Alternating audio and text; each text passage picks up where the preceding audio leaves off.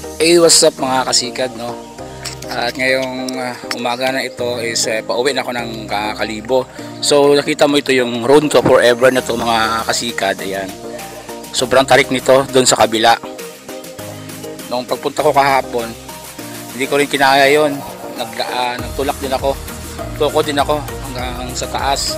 So may padyak ng konti, medyo okay naman. Pero ngayong araw na ito, umaga na to, is aahunin natin yan, pero hanggang dito lang talaga ako sa kalahati na to mga kasikad. Sobrang tarik simula doon sa doon sa baba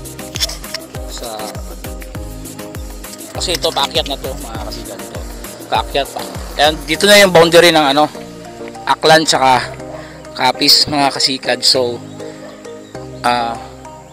ito, ewan ko, baka dadaan tayo dito sa kakain tayo ng batsoy dito sa taas, then papadyak tayo pababa papuntang Altabas.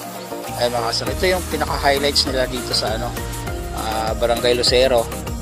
Ayan sa taas, yung tinatawag nilang tuktok forever daw yung sabi nila noon, pero yung naayos na yung daan, ito sementado na, so nilagyan nila ng road to forever para social naman daw. Ayan mga kasikad, so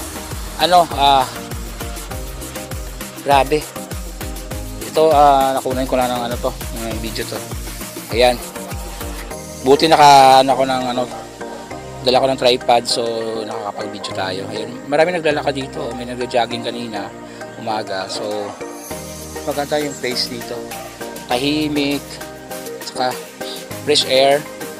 Kanina kasi umaga pag alis ko, may mga pag akong nadaanan, tapos hindi ko na makita yung daan sa kapal ng pag. Pero pagdating ko dito, akala ko siyempre mataas na part to, akala ko marami makapal yung pag. So ngayon paliwalas naman, so maganda yung daan. And guys, medyo anong oras na yata to, 7 na to eh. 7:30. O yan, 7:14 AM. So guys, ahunin natin to. See you in Altabas.